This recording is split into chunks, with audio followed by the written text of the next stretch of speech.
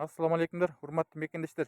Кандайсыңар, жакшыбы, ден соолук Мен кайрадан Закучмен сиздерге болгулу 23-жылы декабрдын аягында Токмок микрорайонунун бир апаны ичтип алып мусорканы текшердим беле го. Биринчи 12484 10 ай мурун жазыптыр. Садыр абагым кыйратат дейт. Элди алдап соска салып, эми тиги жагын салып койсо деле унчугушпайт го.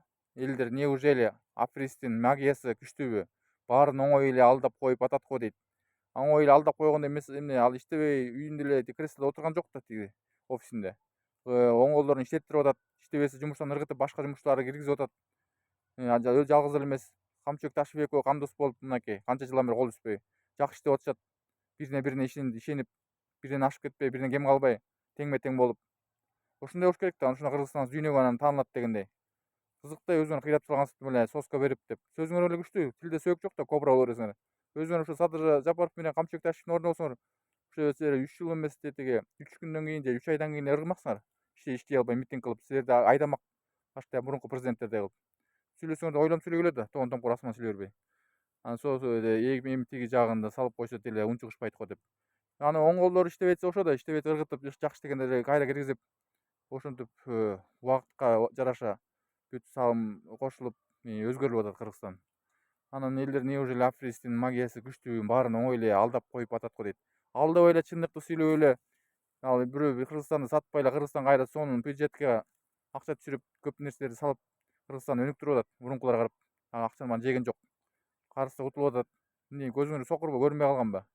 Сүйлөсөңөр ойлонуп сүйлөгүлө да. Экинчи, Манасбек Үмүталиев 10 ай мурун жазыптыр. Сени тамашалап жатышат, коммент жазышкандар, сенин акылың ордуңда эмес окшойт дейт.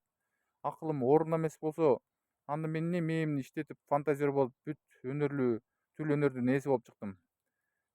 Комменттер жаза берет, алардын колунан келбейт да, алар көрө албас болот. Эмнеге элдин баары аны мактайт, бизди мактабайт деп. Колунан келсе чыккыла да талантты берет деле бой адамга, туурабы?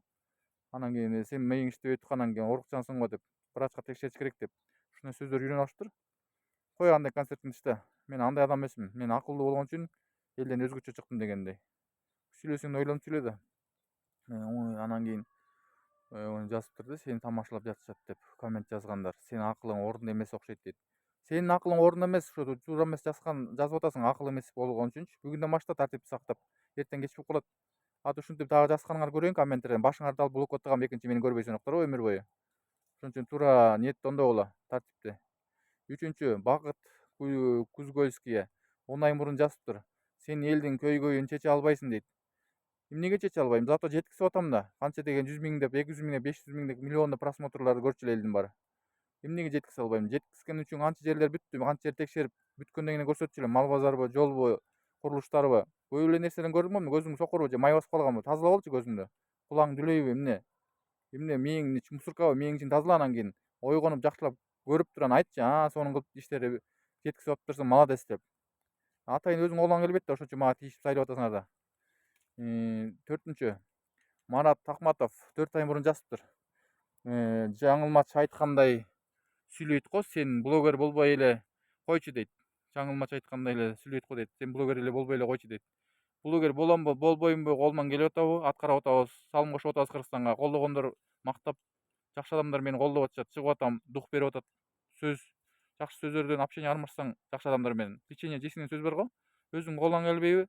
Жаңылмач үйдөн эле айтып бер, сен мага окшоп дух бетине чыга албайсың экрандара. Бияка өзүңдү тааныта албайсың. Мен блогер болбой элем, мен блогер өзгөчө блогер болдум мен. Эчтеке даярданбастан тубаса, бүт жагынан. Ошону менден үйрөнгүлө. Блогердин любойуңар, уктуңарбы? Бу жерде океан ар жагына жакшынан жат деп мага кыйын болуп жаза бербей. Бешинчи, Волк 10 ай мурун жазыптыр. Садыр аферист давно билет, Садыр просто аферист дейт. Карачы, көрө албастыр. Жайын эткен, меникиндей эле агылат экен го тем эле. Волк айтты, Волк өзүң тоодо улуу эле жүрө берчи, аркы кайсы тоодо жүрсөң дагы. Сен Волк, сен жаппай турбайсыңбы? Атыңа жараша. Атыңды да өзүң атыңа коюп Волктой болуп турсуң да. Садыр аферист давно билет, Садыр просто аферист дейт. Сен өзү ал аферист эмес, ал чындыкты чыгарып атат илгерки мурунку президенттерге караганда. Чындыкты чыгарып, карызды кутулуп, көп нерселерди бүтүрүп, Кыргызстанга салым кошуп. Аферисттер ал жебейт да, алар булай бияка жардам кылып атпайбы? Канчалар карматып атат, канчасын кустуртуп атат. Эмне көзүң көрбөй калды сокур. Сен наоборот башкаларга иштейсиң го дейм, алды кебетең караганда. Ойлонуп сүйлөчү, сүйлөсөң дагы. Наоборот сен аферистсиң да, ал аферист эмес, ал чындык кылып, чындыкты иштеп атат. Алтынчы, Nono meni 10 ай мурун жазыптыр. Суроолорду камерага түшүрүп алдым да. Ушул жерден мурда дейт. Даярданып, пландап анан чыкчы. Карасаң, могуну тигини карасаң дегенден башка сүйлөбөйсүң дейт. Мага акыл үйрөтпөй эле кой, мугалим болуп, мага тиги директор болбой эле койчу. Мисалы студентмин же окуучу баламынбы. Могуну тигинен анан үйрөнүп даярданып чыксаң болот деп карасаң. Тим эле өздөрү кыйратып салгансып, менин ордумда болсоңор көрөт элем ошондой ушундай сүйлөй аласыңар деп какап калмаксыңар да, сүйлөп сөз таппай. Мен болсо окшоштуруп атам го. Аракеттен берекет деп. Салым коштум го биртке болсо дагы. А менден башкалар кыдырбаганда канча? Мен эле кыдырдым го көбүнчө. Аз го мындай кыдыргандар эле аз го.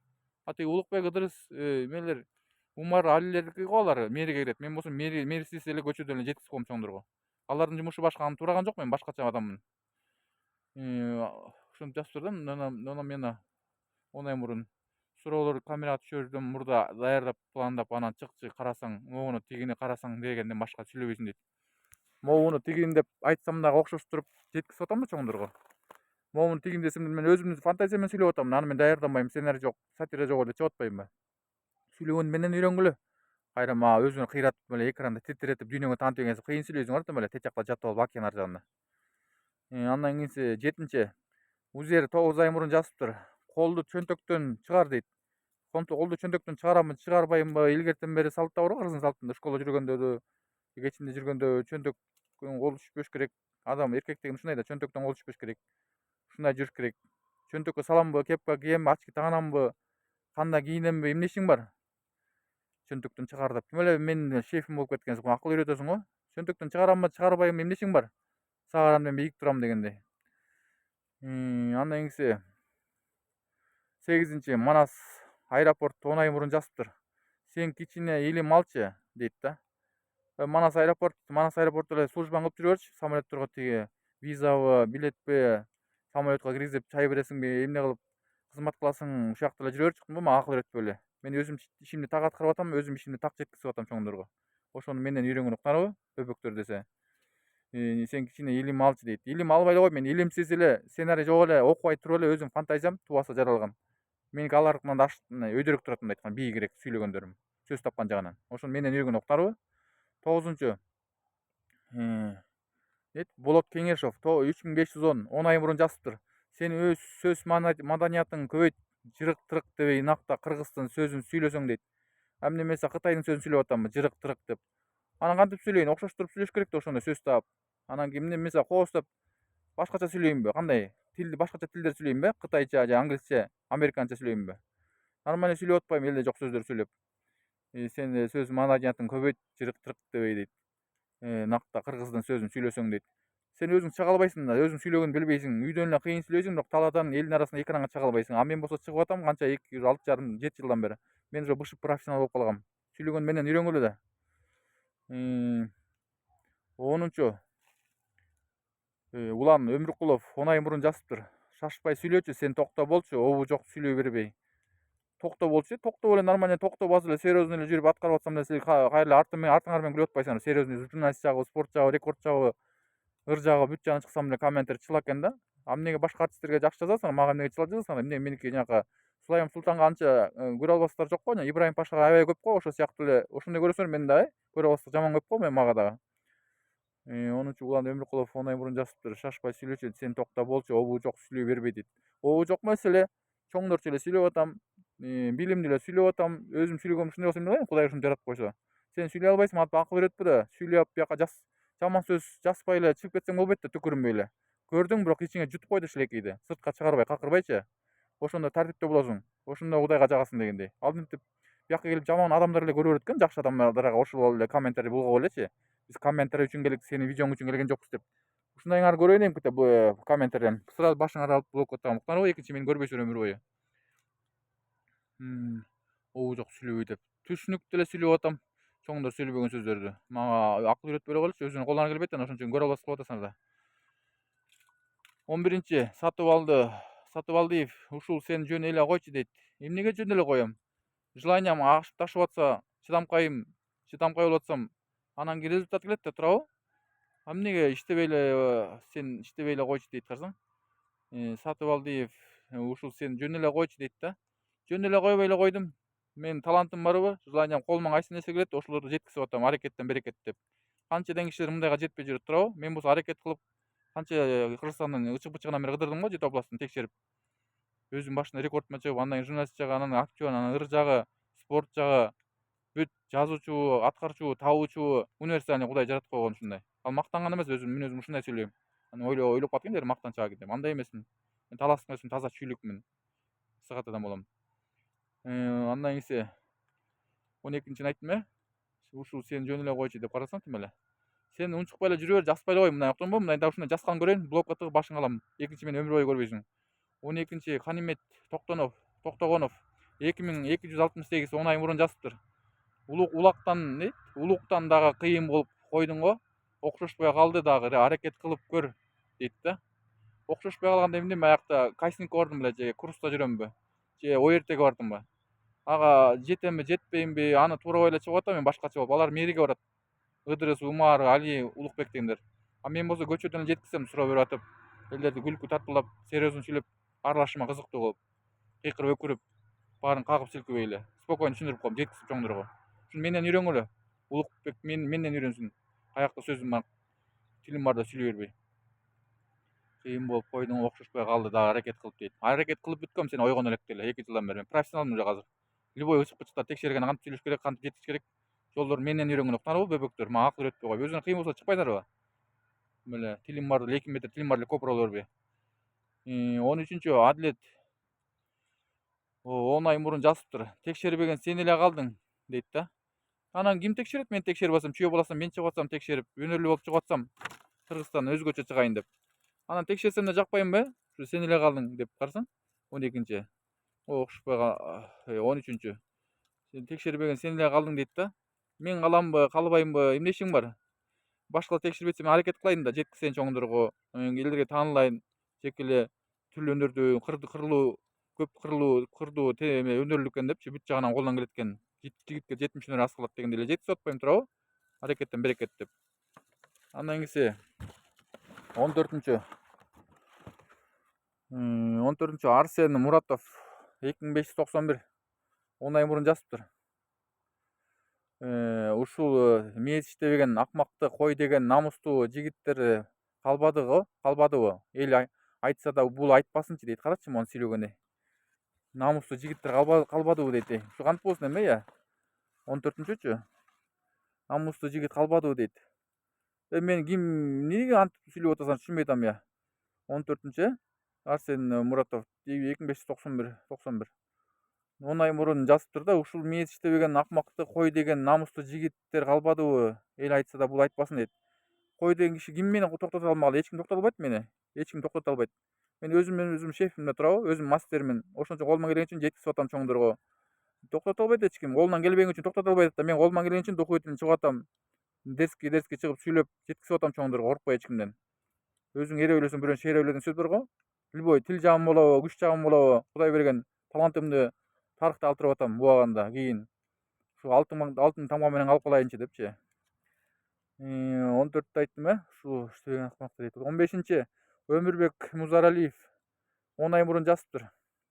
Эже тим эле ишенимдүү душасы менен бийлик уга турган деңгээли жогорку журналист баргансып интервью берип алыптыр дейт. Эми апага тиешесиңерби? Өзү да 70-ке келип калган апа экен. Карасаң сүйлөп аткандан, ушундай апага да тиешет, мага да тиешет. Как будто мен аларга простой анан байкуш көчөдөн эле таанылбаган простой адамдай эле көрүп атасыңар го мени, оңой бала ойлоп атасыңар го дейм мен, ушу жөн эле жүрөт депчи. Өмүрбек Музаралиев 10 ай мурун жазыптыр да. Эже тим эле ишенимдүү душасы менен бийлик уга турган деңгээлде жогорку журналист баргансып интервью берип алыптыр дептим эле. Жогорку журналист болобу, журналист болбойбу? Алар КТРдин журналистиби, НТСпи, канча деген телевизордун журналисттери чыгып атат. Аларга караганда мен 1000 эсе өйдөрөкмүн. Даярданбаймын, эчтеке китеп окуп, эчтеке жаттабай туруп, өзүмдүн фантазиям менен чыгам. Элдерге ушундай жагы менен таанылгам башында. Турасыңар эсиңерде? Башында ушинтип таанылгам мен. Өзүмдүн сөзүм менен. Анан мага үйрөтөсүң, жогорку деңгээлде журналист келип калдыр, ишенип алыптыр эже деген карасам, мону сүйлөп аткан. Интервью берип алыптыр дейт да. Эми мен апа жакшы апа экен, бүт патриотский апа экен, андай апалар жок экен Токмок микрорайонунда. Анан ошол апа чыгып атпайбы? Кандай апа экенин көрдүңөрбү? курч сөздөр сүйлөйт экен мага окшоп. Анан кийин антип чыкса дагы зато жеткизсе да чоңдураак туурабы? Каччы мен токмокто барайыкка байкасаңар, баягы мен айткандан кийин Мөрөктүн алды жана автобекет тиги мусорка дагы аягы эле мал базар кандай оңдолуп калды байкадыңарбы? Микрорайондун ичи деле таза болуп жакшы оңдоп койгон аяктагы спорт зал сонун эмелер салынып атат, аякка салынып бүттүр, үйлөр салынган. Таза кармап калыштыр микрорайонду. Көрө элексиңерби? Ишенбесең барып көргүлө живой. Ошондо ишенесиңер, Сарылбек чын эле серьезный иштептир дегендей. Интервью берип алыптыр деп. Ишенген үчүн апа жүрөгү менен ишенди. Мен да жүрөгү менен духовительный жеткизишке аракет кылдык. Койгулачы, ушу колуңан келбей урдуруп эле жаза бербелечи. Аны үйүңөрдү эле семьяңарга карагылачы. Антип духуңар чыгып деги Кыргызстанга салым кошуп чыга албагандай мага акыл үйрөтпөй эле койгула. Мен киммин, сен кимсиңер, туурабы? Мындан көзүмө көрүнбөйлү ушуну дагы жазып көрсөңөр, жазып калсаңар ушуну комменттерден. Блокко тыгам башыңарга алам, уктуңарбы? Экинчи мени көрбөйсүңөр өмүр бою. Бийлик эмне укпайт экен, угат. Жеткен үчүн ошончо нерсе бүтүп атат да. Бийлик уга турган деңгээли жогорку журналисттер беле. Кыйын сүйлөт, сөзсүзгө чечен болуп кеткенсиз беле. 16-акт 555 10 ай мурун жазыптыр. Сен жөн эле койчу. Апаларды үмүттөндүрбөй дейт. Жөн эле коёмбу? Апалар эмнеге үмүттөндүрбөй деп атпайсыңарбы? Үмүттөнүп эле жатат. Же үмүттөнгөн үчүн жакшылап суроолорго жооп берди. Жакшы сөздөр айтып берди. Микрорайон эли айтпаган. Ошо апа патриот болуп чыкты биринчилерден болуп. Үмүттөндүрбөйт. Үмүттөнгөн үчүн бүт нерсе токмок бүт Кыргызстан баары тең жаңырды го. Мен канча нерселер текшерип, курулушпу, жолбу, мал базарбы, любойун ыдырдым го. Тазалыкпы? Ушуну менен үйрөнгүлө. Ушинтип чыгып духовительный салым кошуп убагында ушундай бала чыкты эле дегендей кылып. Кайра мага акыл үйрөтпөй. 15-чини айттым 16-чы берип алыптыр. 16-акт 5-10 ай мурун жазыптыр. Сен жөн эле койчу, апаларды үмүттөндүрбөй айттым 17-чи Кылычбек 10 ай мурун жазыптыр. Сөзүң мааниси жок, урдуруп эле сүйлөй берет экенсиң деп айтып атат да магачы. Сөзүңдүн мааниси жок экен дейт Кылычбек деген 10 ай мурун жазыптыр да. Сөзүң мааниси жок эле, жок урдуруп эле сүйлөй берет экенсиң дейт. Сөзүнүн мааниси болобу, мааниси болбойбу? Мени кыламындай боло берет, элдерге таң алыштуу эле, кызыктуу эле. Сөзүнүн мааниси болгон үчүн мен конкретный сөздөрдү айтып, политиканы түшүнгөн үчүн ушунча нерселерди кылып аткарып чыктым 7 областты. Мен жеке эле өзүмдүн рекорд эмес, спорт эмес, тиги журналист жагынан дагы, ыр жагынан дагы универсальный. Артисттердин түрлүү таланттуулардан кем калбай, мен дагы өзгөчө, алардан өзгөчөрөөк болуп чыктым. Өзүм дагы ойлоп табуучу болуп, аларды турабастан. Туурабы? Үмүттөндүрүп 17-чини айттым Мааниси менен сүйлөп атам, аны мага акыл үйрөтпөй эле ошону колдона келбейби? Жазбай эле койгула. Мындай жазсаңар да блокко тыгып башыңарга алам. Экинчи мени өмүр бою көрбөйсүңөр. Ошончо туура жазып калам. Мындай бүгүнкүдөн баштап тартипти сактап, диетти оңдогула мүнөздү. Эртең кеч болуп калат да, уктуңарбы? Андан кийинси 17-чини айттым 18-чи Адил 10 ай мурун жазыптыр. Ишенип алган го эже дейт. Ишенеби, ишенбейби, мен сага мындай кичинекей бала көрүнүп турам, ишенбеген үчүн. Мен как будто өздөрү ушундайлар жалаң жаш балдар жазат дейт. Эне атасынан тарбия албагандар да. Карабайсың жазган эме. Апаларды үмүттөндүрөйдү, жок куруп эле сүйлөйт берди. Ишенип алган го эже дейт. Ишенип алган го эже дейт. Карасаң муну жазган ушуну канчанчыны айттым? 17-чи мурун жазыптыр да. Сөзүң мааниси жок, урдуруп эле сүйлөй берет экенсиң. Адил 10 ай мурун жазыптыр. Ишенип алган го эже дейт. Ишенбеген кимге ишенбек эле? Мага ишенген үчүн ушундай уверенность болуп канча нерселер бүттү негизи. Ишенбегенде сен ишенбесең ишенбей эле кой, жазбай эле кой мындай. Көзүмө көрүнбөй эле койчу болду. Өзүң нерв боло берет экенсиң, анан кийин мен го нерв болбойм. Силер канча негатив күчөнгөн сайын мен да ошончо күчөйм, токтобойм. Мен токтото албайт эле бою. Бир эле Кудай токтотуп атат да меничи. Андан кийинси жөн эле койчу дейт, жок куруп эле сүйлөйт алган го эже дейт. 19-чу Узер Нурайт 10 ай мурун жазыптыр. Сен жөн эле жүрө берсең болобу? Азыр көрүп атасың, түрмөгө алып кирип, ошондон ары жок кылып атышат деп атпайбы? Мени түрмөгө ким кармамак эле? Мен нормальный зыянсыз нерсе кылган жокмун? Зыяндуу нерсе кылган жокмун? Зыянсыз нерселер кылып атам го. Элдерге салым кошуп жага турган нерселерди чыгарып атам. Эмне бирөөгө тийишип сайылып жамандап атамбы? Наоборот, мактап чоңдорду, президенттерди жакшы деп аткандар мактап жаман иштегендерди го тарбиялап атам, ордуна коюп. Анан кийин кармалып жатпай, сен кетип калбаган нарды мага үйрөтөт. Өзүң тура эмес жазам деп өзүң кетип калып жүрбө. Абайлай алачы ушундай. Мен жаман сөгүп, прослушка коюп, ушуну жаман жазып, көчөдөн сайылып тийишкендерди ошолорду кармап туруп баштарын алыш керек да. А мен болсо эмнеге меникини алмак эле, мен сонун иштерди аткарып атсам, көп кишилер кыла албаган нерселерди аткарып атам го туурабы, көп журналисттер кыла албаган нерселерди. Мени эмне кармай алмак эле, эч ким кармабайт, мен деген духовительный болом да. Мени эч ким токтото албайт, бир эле Кудай токтото алат дегендей. Алган эже деди, 19-жуну айттым тутасың дейт. 20-чы ста 10 ай мурун жазыптыр, ста деген. Эже бул баланы профессионал журналист деп ойлоп атат окшойт дейт. Эмнеге профессионал эмесин? Профессионал болгон үчүн колуман келген үчүн ошондой иштерди алып чыктым да, Жети областы. Дети 22 жылдын майынан баштап 24-түн майына чейин. Профессионал болгон үчүн сөзгө чечен болуп өзүм табуучу болуп атам да, аткаруучу болуп, ушул жакта кыймылдап буту кол менен эле сүйлөп койбой үйдө отуруп элечи. Жеткизип аттым, духовительный чыгып, канча кишилер тиешип көрө албастар чыгат ушу текшерип атканда, сен кимсиң? Көзүм көрмөй жоголуп кетчи, анан кийин эмне жүрөсүң буякта деп. Баягы оңой жумуш ойлоп атасыңар да, текшерип кет, тияка текшерип кет, айтып койгонго айта бересиңер. А кылган кыйын да. Ошону аткарыш керек. Сады Жапаров айткандай. Жөн эле креслодо отура бербей, менин оң колдорум иш жүзүндө көрсөткүлө деп айтат го. Өзү иш жүзүндө көрсөтүшпөй, камчыбек Ташибек өкөчү. Иш жүзүндө буту колуна кыймылдатып, мээсин иштетип, ошонун колунан келет деп жасап иштерди.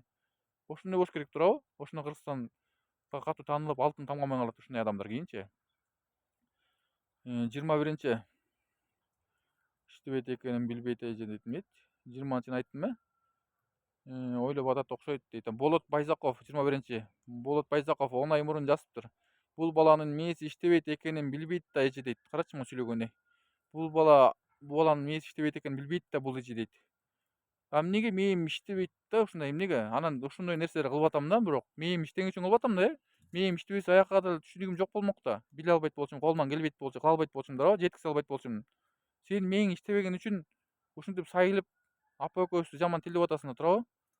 Как будто анда сен барбайсың кыйын болсо мага окшоп, чыга аласыңбы? Чыга албайсың да, колуңан келбейт да. А бирок ошон үчүн жазып атасың да. Бияктан любой эле жазып коет, любой эле сүйлөп коет. А бирок аткара албайт ошол ролдучу, колунан келбейт. Кол менен кылган башка, тил менен сүйлөгөн башка сөз бар, билесиңерби? Ошону үйрөнүп ал да. Башыңды иштетсең дагы, иштебесең дагы мусоркаңды тазала, анан кийин туура жазганды үйрөн, уктуңбу? А то эртең кеч болуп калат. А то блокка аттаган экинчи мен көрбөй каласың анан. 21-чини айттым. 22-чи Кеңеш Райымжанов 10 ай мурун жазыптыр. Жөн эле жүрчү жүдөбөй дейт.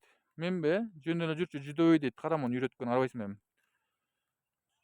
Жүдөсөм мен андай иштерди кыла албайт болчумун да. Жүдөбөй эле нормально тың эле шустрый сөздөргө жооп берип, ар бирөөнү эле кирип чыгып атам го, любой областтардын ычык-бычыгына чейин. Ушул жүдөгөнбү? Сен жүдөгөн үчүн туура эмес жазып атасың да. Өзүңдү жүдөгөн, кебетеңди ондо, ички дүйнөңдү тазала, жүрөгүңдү тазала. Кара ит кирип, ак ит чыгып кетиптир.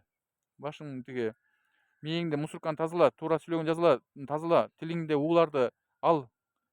Анан адам бол, айбан болуп жүрө бербей, уктуңбу? Жүдөбөй деп карасаң, тилдери деле сүйлөйт да, кыздарбы, эркектерби айырмаңар жок дем эле. Сен мени менен жаман көрөсүңөр го, көрө албастар.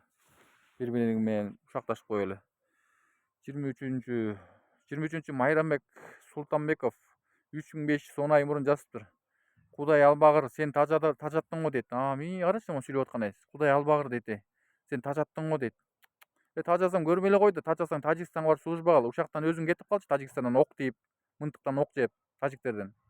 Экинчи менин көзүмө көрмөйсүң ошондо. Өзүң каргышың өзүңө тийбесин. Абайла бирөө өлүм тилегенче өзүңө өмүр тиле дейт. Жүзүмө Кудай албагыр дейт да, сен тажаттың го дейт. Сен тажаттыңар силер бу айбандар мага жаман сөздөр жазып. Мени токтото албайсыңар эч кимдер. Мен кайра күчөйм, наоборот менде тормуз жок, только газ меники. Басканда да газ миңди басам го самолеттой болуп. Машинада жүрбөйм, мотоциклда жүрбөйм, только самолет, ракетада жүрөм дегендей. Менин скоростум күчтүү аябай. Ошону билип коелу, уктанабы? Эмне дейт? Сен тажаттың го. 24-чү Эльмира деген жазыптыр. 10 ай мурунчу. Тим эле Батыр деп кускун келет го. Батыр өзү кандай болорун билесиңерби деги? Баткенге барсын, Батыр болсо дейт. Ничего себе, живой негер каймак жегер болду биягы. Батыр деп кускун келтиресиң го дейт. Батыр болсоң тек жака барбайсың. Батыр менен балбандын айырмасы бар деген сөз бар, ошентип айтып койчу эле го. Мен Батыр да эмесмин, балбан да эмесмин. Мен деген күчмөнмүн, закы күчмөнмүн. Мен күч менен алардан да бийик турам да, мындай айтканда.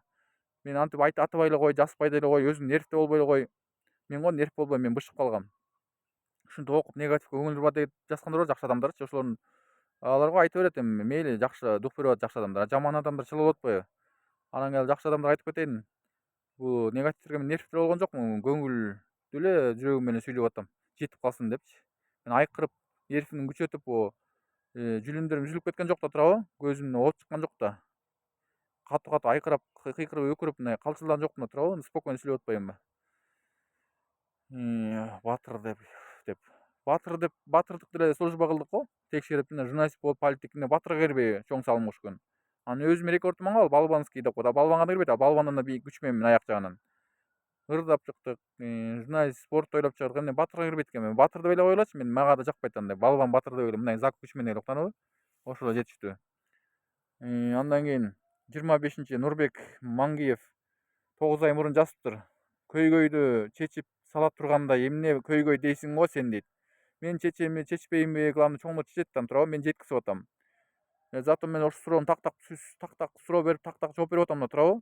Көйгөйдү эмнеге чече албайм? Чечкен үчүн жанында канча нерселер бүттү, жолдор, курулуштар, канча деген мал базарлар. Эмне көзүң сокурбу? Көзүңдү тазалачы.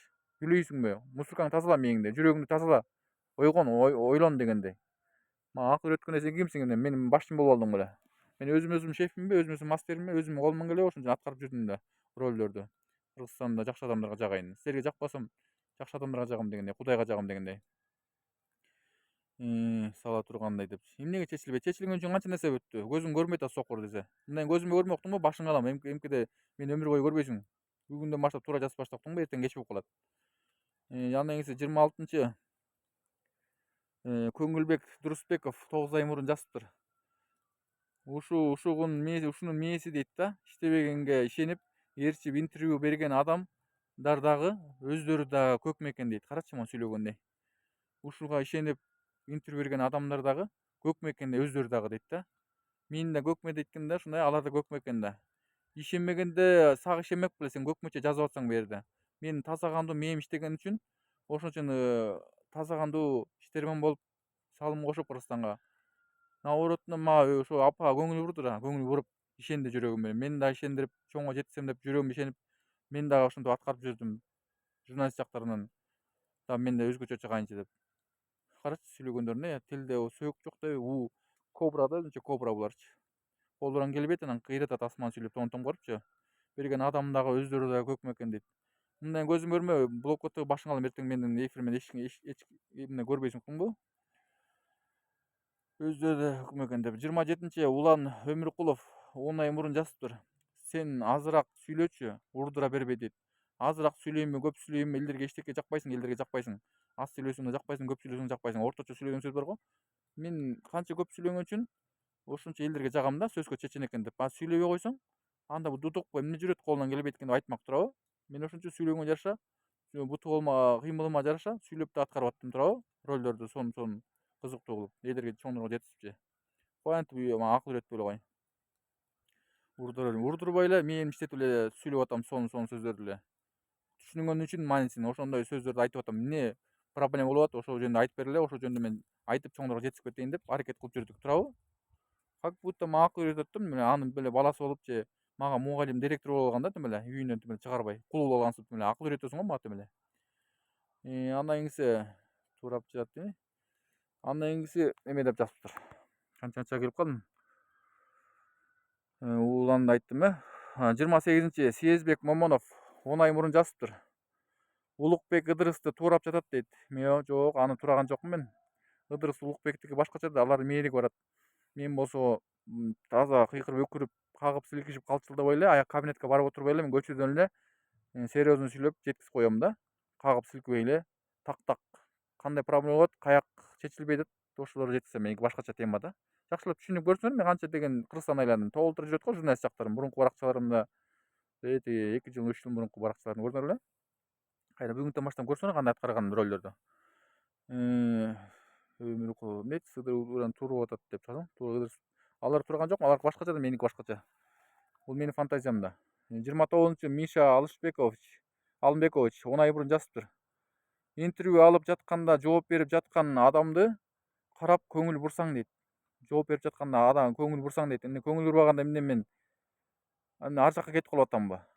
Же ал суроосун мен кытайча сүйлөп атам, же кытайча түшүндүрүп атамбы? Көңүл бурбай эле эмнени ар жакты кайсалактап атамбы? Көңүл буруп көзүң карап аттым, сөзүң карап аттым, өзүң карап аттым дегендей. Эмне сен эмне сынап эле койсо болот, же сен өзүңө кыйратып ошондой барып суроо бергенде суроо бере аласыңар мага окшоп? Бере албайсыңар да. Колуңан келбейт да. Мага акыл үйрөтөсүңөр бияктан жазып коюп. Жазган любой жазат, сүйлөгөн любой сүйлөйт мындай эле. А бирок утуу кол менен кыймылдап жеткизгенде колунан келбейт мондай экранга чыкканга. Тияктан го жаза бересиң, аяктан тааныбайт да, эч ким жазып атканын билбейт да туурабы? Сүрөтүңөр жок же кыйраткансып. Мишал Микович он ай мурун жазып туруп интервью алып жаткандыр. Мага акыл үйрөтпөйлү, анын балдарыңа акыл үйрөт. Окуучу окуп аткан балдарыңа ошолорго сабак берип кечинде үйрөт, мээсин иштетип, мени коюп, уктуңбу? Ошентип каратып мага айтпай эле кой. Мен сага сен менден үйрөн мындан кийин, уктуңбу? Ушундай сүйлөгөндөрдүчү. Андан кийинси 30 Нуржан 10 ай мурун жазыптыр. Президент эмне кылды дейсиң да дейт. Президент бүт эле нерсени кылып атпайбы, көзүң көрмөйт атабы? 3,5 жылда канча нерселер өнүктү. Мурунку президенттер эмне ушундай өнүктүрдү беле? Аларың 30 жыл, 33 жылдап деле эчтеке өнүккөн эмес туурабы? Азыркы Садыр Кожоевич мындай алдын тамам кала турган киши, Камчыбек Ташибеков кандай болсо экен. Сулайман Султан менен Ибрайым Паша деле иштеп атышпайбы? Канча деген дүйнө жүзүнө таанылып калды, канча мамлекеттердин алдында болуп калдык. Көзүңгө көрмөйт атабы? Садыр президентти мактабана кимди мактайбы сен эмне? Мурунку президентти мактаганга татыктуу болбосоң айла жок ушуну мактайсыз да. Жа мунун азыркы оң колдору иштебей атса, аларды кимдин тааныйсыз? Эч ким тааныбайсыздар туурабы? Бир эле жана депутаттардан Кокулов, мындай тубаса одиночный лефтер болсо Улукбек, Ыдырыс, Умар, Алилер мага окшоп чыгып атат өзүнчө. Ошондойлор макташ керек өзгөчө адамдарды. Жанар Акаев беле, ким эле? Самый кожолорду макташ керек. Эми Нуржигит Байкебиев чыгып кетти, ада жакшы иштеп атты эле. Таанылып калган адамдар айтып атам да. Таанылгандар канчасы креслодо отурат, бирок кыймылдабайт иш жүзүндөчү. Садыр Жапаров айткандай. Андан кийинси 31 Анвар Нуралиев 10 ай мурун жазыптыр. Менин койлорум грипп болуп калыптыр, эмне кылайын дейт. Мен сага эмне ветврач белем. Грипп болуп калыптыр дейт. Кызыктай суроо экен. Коюң грипп болсо, коюңду сатып сал же болбосо дарыланганга врачтар изде. Мен эмне кыласың? Мен аяк жагынан врач эмесмин, туурабы? Кызыктай суроо экен. Как бы менин балам грипп болуп калыптыр десең да бир жөн го. Ал тиги врач деген врачтын жумушу, меники башка жумуш. Ушундай суроону жазбагыла жуктар, уруп эле мээңер иштетпей эле жаза бербейчи. Коюм грипп болуп калыптыр дейт. Главный өзүң грипп болуп калба. Койго, кой. Алго той деген өлө берет, жей беребиз. Адам деген оорубаш керек, өлбөш керек. Туура сүйлөгөнү үйрөнүш керек, туурабы? 32 Шамиль Турсукеев дейт. Фамилиясы сунук го, 10 ай мурун жазыптыр. Апеке аябай дейт да. Апеке аябай журналист келди деп ойлосо керек. Деп жазып коюптур, аябайчы. Апеке арабайдымы? Жазып алыптыр да. Апеке аябай журналист келди деп ойлосо керек дейт. Эмне сен көзүңө журналист көрүнбөй турабы? Журналист болгон үчүн ошондо микрофон сунуп, суроолоруна так жооп берип, кыдырып, канча километр кыдырдык го аркы 3 микрорайондун капталынан бери. Эмне көзүң көрүнгөн жокпу? Мусорка, бардак мусоркалар менен көрсөттүк. Зданиялар боюнча сүйлөп берип, бояктан бояка салса жакшы болмок, бояк бүтпөй турат. Бүт айтып берди го проблема барын. Микрорайондун ошо апа сурулуп чыкты го биринчилерден болуп. Апеке карасаң, эме деп аябай журналист келди деп ойлосо керек деп. Эмне сен журналист көрүнбөй турам көзүңө? Журналисттерден бийик чыгып атам го мен, алардан өзгөчө болуп. Көзүңдү тазалачы, уктуңбу? Тилиңди тазалачы, мээңден мусорканы, жүрөгүңдү тазалачы. Ал кебетиң адам болбойсуңар монда, тартипсиз адамдар чыгып аткандар. Булардын баарынан жогу жакшы да. Монтип сайылбай эле өтүп кетсе болбойбу, жазбай эле. Өзүңөрдү эме да ар жагыңарда мындай ичиңерде шайтан кирип кеткен да, жин кирип кеткен. Ошон үчүн оңдоно албайсыңар мен өзүңөрдүчү. Сен мени көрбөй эле ойлой өзүңөр нерв болупчу мындан кийин. Блогер дейт. Апеке аябай келди деп ойсо. 33 Кто ты воин дейт, 7 ай мурун жазыптыр. Апакебиз бул блогерди серьезный деп ойлоп жатат го, чечет деп. Карабайсыңбы? Серьезный деп чечет деп жатат го дейт. Апакеби? Серьезный болгон үчүн мен серьезный кыдырып атам да, жете обласыңар. Мен силер ойноп жүрдүм дейсиңер ушактан. Ойноп жүрүп жөн эле эмне? Клон болот деп ойлоп атасыңарбы, Мен аякта серьезный аткарып эле жүрүп аттым го. Канча деген Кыргызстандан чыкпаган сурулуп чыктым го, канча деген миллион кишинин арасынан. Көзүң көрүнбөй атат, кыйын болсоң өзүң чыкпайсыңбы анан? Экран артынан сүйлөп коюп жата бербей. Монтип духовительный экранга чыгам дегендер чыгат экен да, чыга албайм дегендер коркуп эле экранга чыкпай өтүп кетет экен. Экран эмес, дүйнөнү көрбөй. Кыдырбайчы. Мурун жазыптыр да. Апекебиз бул блогерди серьезный деп ойлоп жатат, чечет депчи. Чечпегенден ким чечет мен чечпесем? Кызыктуу суроо экен. Чечкен үчүн канча деген нерсе бүттү, туурабы? Жакшылап карасаң барып мен текшерген жерлер жана канал Instagram, TikTokто баракчаларыман. Канча жери бүткөн жерлер көрсөттүм. Башында бүтпөй турган жерлерде, бүтүп аткан жерлер аралашмай жогулуп. Көзүңдү жакшылап тазалачы, көзүң май басып калыптыр, ал мээңден мусоркалардан жүрөгүңдү тактара кетирчи. Анан туура жазган үйрөнүп чыктыңбы? Бүгүндөн баштап туура жазбасаң эртең кеч болуп калат. башыңарды алам, экинчи блокко тагам, экинчи мени көрбөйсүңөр өмүр бою. Кийил жазыптыр да, аябай ошондой кийилдер коюлушу керек. Кто ты воин 7 ай мурун жазыптыр. Бул блогерди серьезный деп ойлоп жатат, чечет деп. Серьезный болгон эмес, эмне кутулуп турам. Серьезный эле чыксам деле күлө бересиңер го. Салам Мырзанан, Азира менен Гүлженанын шакирттери десеңер да ошолордун айырмаңар жок дегендей. Кызыңарбы, эркегиңерби? Баарыңар бирдейсиңер дегендей. 34-чү Узер Знурайт 10 ай мурун жазыптыр. Жөн эле күчүңдү көрсөтүп жүрө берчи. Бул ишиңди ташта дейт, карасаң. Жөн эле күчүңдү көрсөтүп жүрө берчи дейт да. Узер дегенчи, Знурайт деген. Жөн эле күчүңдү көрсөтүп жүрө берчи, бул ишиңди ташта дейт. Күчүмдү да көрсөтөм биринчиден. Экинчиден журналист жагынан да аткарам, ыр жагынан да аткарам, спорт жагынан да аткарам. Табуучу, аткаруучу, ойлоп табуучу биринчиден. Аткаруучу колуман келет, тилимен да келет, мээм да иштейт. Бүт универсальный. Силер меңине караганда меники 1000 эсе иштейт. Силер любойуңар мен миллионуңар мен тырмама тең элбейсиңер, ошону билип койгула. Уктуңарбы эшектер? Көрө албастар, ичитар, жырткыч, мал айбандар, жапайлар. Бирөөңөр да менин тырмама тең элбейсиңер. Уктуңарбы? Миллионуңар тең эшектер. Өпкөлөр. Мындан көчөдөн да көрүнбөйлө, түз эфирден дагы, комментарияден да көрүнбөйлө. Уктуңарбы? Көрсөм деле торпок чапканда шейреңарды сындырам. Турбас кылам да. Экинчи жерден. Экинчи менин астыма чыкпай каласыңар. Уктуңарбы? Ошон үчүн туура сөйлөп үйрөнгүлө. Кайра астыма жолугасыңар, шейреңарды сындырам. Жер тоголок дегендей. Уктуңарбы? Мындай туура жазганды үйрөнгүлө. Бүгүндөн баштап туура эмес жазсаңар, бүгүндөн баштап вообще эртең кеч болуп калат. Бүгүндөн баштап ниет тондоп тиги тартипти сактагыла. Уктуңарбы? Мыйзам чегинде дегендей. А то убакыт кыска экен. Түбөлүк жашоо эмес бул жашоодо, сыйлашып өтөлүк. Кийин кеч болуп калат. Мен айтты десеңер кийин, туура эле айтыптыр. Акылдуу бала экен деп. А так балдарыңарга акыл үйрөткүлө, мага акыл үйрөтпөй эле койгула. Бөбөктөр, малыштар. Уктуңарбы? Эмки концерттен жолугушканча сак саламаттаңыздар. Мен Заку Күчмөн, добойте.